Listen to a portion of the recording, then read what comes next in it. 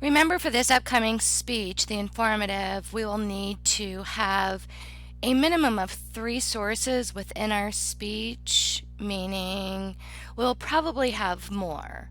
So when I say about 3 main sources, these are quality sources you have researched or interviewed. I'm not talking about saying looking something up on dictionary.com or finding a quote on Brainy Quotes and using. So I'm talking about your 3 top sources that you're using for support. So for persuasion, we're going to be at 5.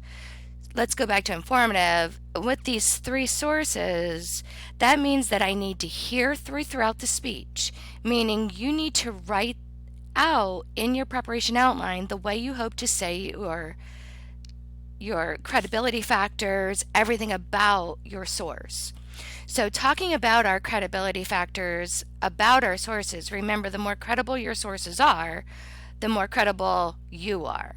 So I have here our homepage. I want to come into content and go into that informative section. So week 4 is where we talked about how you evaluate sources, gathering your material, what type of supporting material do you need, and then your oral citation guide and your source evaluation form.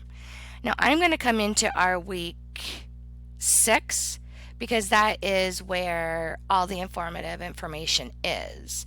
So here is, again, anything you need for this upcoming speech. Here's a source evaluation form.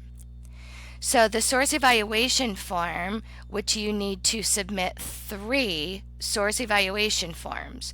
So I don't care if you label them when you save them 1, 2, and 3, or if you want to save by the author's last name.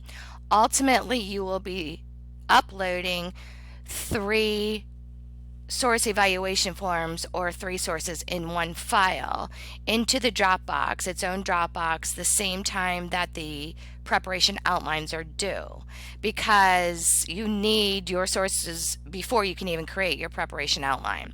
So these should actually be done even before your preparation outline. So let's take a quick peek at these, because again, you're going to need to fill this out. So you fill out your source name, you give the date, and any other pertinent information. Some of this is just yes, no. Other is that you need to fill it in, like who is the author.